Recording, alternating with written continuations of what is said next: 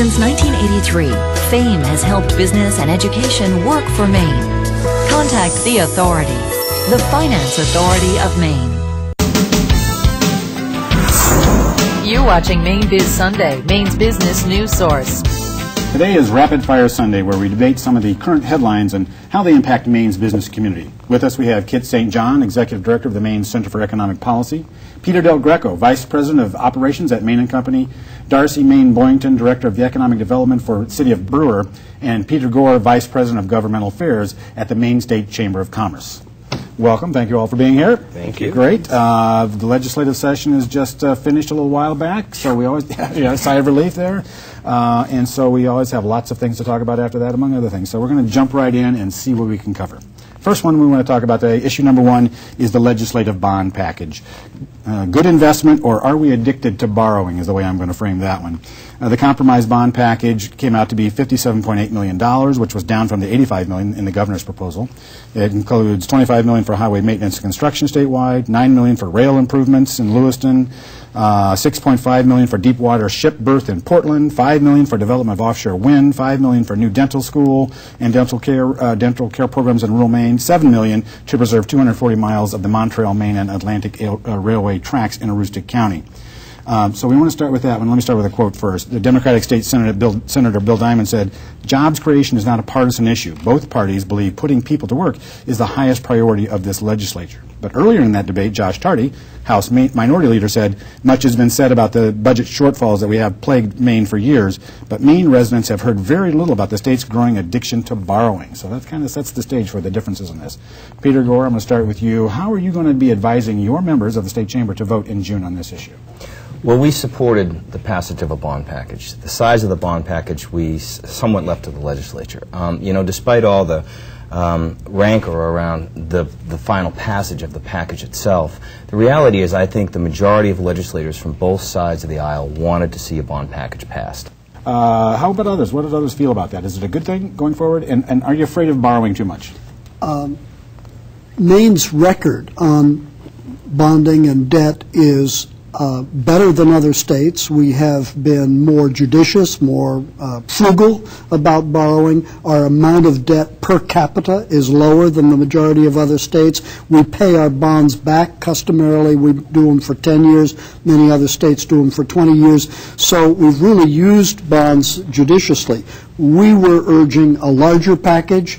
We're certainly comfortable with the size of the package that was passed, both for the immediate job reason, to create jobs now. It's a good time to borrow. Interest rates are low. And any state needs a regular capital investment program to maintain infrastructure. That's what this package is about. And we don't think that any state can get along without making that kind of regular investment. So for us, it's a good time, particularly right now because of the economy, but it's also a good idea to have a regular capital investment program. Okay.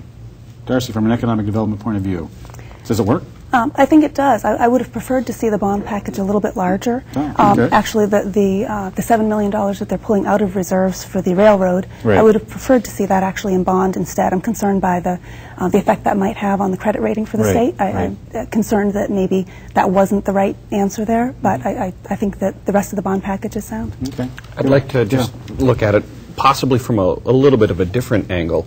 When I'm working with consultants and other companies from other states that are considering expanding here into Maine. Yeah. What do they think? Well, one of the things that they look at is the amount of our outstanding debt, and they look at that as an indicator of a state's likelihood to raise taxes in the future.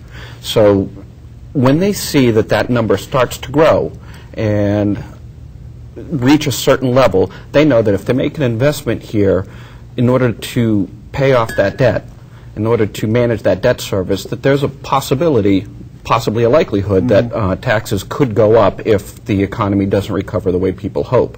So that sometimes does send up a caution sign for people. Now, that said, our bond package doesn't sound necessarily huge at this point, but I think it's very important that as a state we're careful and need to make sure that our debt levels don't get too far out of control. Okay, sounds like we're all voting for it here, except be careful of the message it sends, etc. Okay, I hear you. Okay, got it.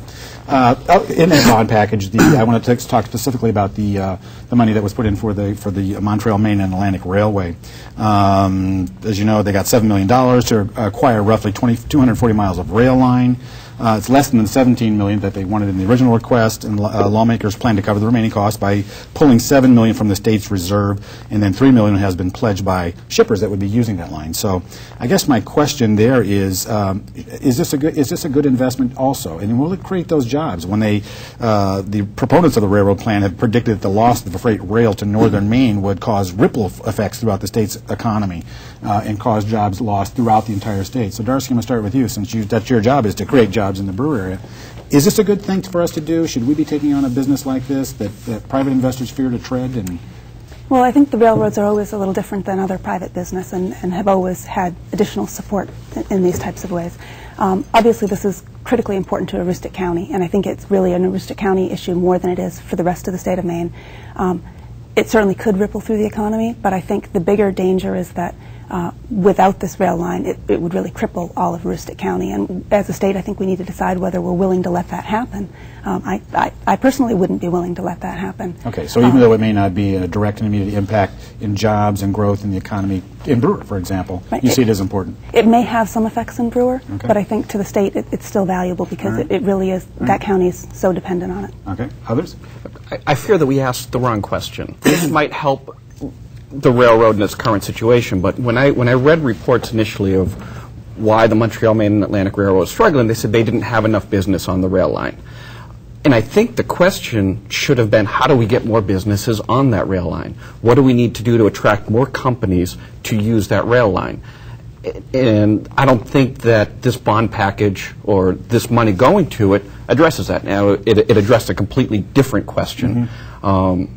But this railroad, in this situation that we're in right now, I think we're going to continue to struggle until we figure out a strategy and then implement that strategy on how to get more businesses using that railroad. Okay. This is just a stopgap. Okay. When the federal government came up to Bangor just prior to the legislature's vote to talk about the situation regarding the rail line in Aroostook County, they urged the state to adopt a public-private partnership or a solution in order to deal with this problem. That's what the state did. There's a requirement that the shippers pay into it. The state there's a bonding, there's rainy day funds. I mean, they essentially took the roadmap that the Fed said you ought to adopt in order to deal with the rail issue. To Peter's point, I also think to some extent we're asking the wrong question. I'm not sure preserving the rail line is as much about creating new jobs as preserving the jobs that are there. The shippers who use that line are absolutely dependent on the ability to access that, to move product, to access raw materials and supplies. Without that, their costs skyrocket. That puts existing jobs at risk. Now, does it hold in the future the possibility of being a ready tool for additional expansions? Yeah, but it's really about preserving the very sorely needed jobs in Aroostook County that are that were potentially at risk if it weren't there. Okay, it's a tough issue, and it's one that we knew was coming, and I don't know the answer to it. I mean, it is the investment. It may not be a good investment in the long term, but there's a short term need that has to happen to keep those jobs there. So I don't know. I just want to reiterate what D'arcy said, that railroads have always had various kinds of public subsidies, and certainly our highways have had a lot of public subsidies. Right. And there's some people who would argue that if we had put as much energy into our railroads as we have into our highways, we would have a better infrastructure for moving traffic than we do now. So that's just historically, and I don't think we can write off jobs in Aroostook County. We all have a stake. I live in Gardner, right, but I have a stake in Aroostook County being vibrant because there are insurance companies in the south that serve people in the north. There are banks in the south that serve people in the north. It's all part of our state economy. I think it matters to all of us. It does. Okay, we're going to have to leave it there for this segment, but we're going to get into some others when we come back, so stick around. Stay with us. We'll be right back after this. Mainebiz Sunday is brought to you by Bangor Savings Bank, where you can enjoy free ATMs worldwide.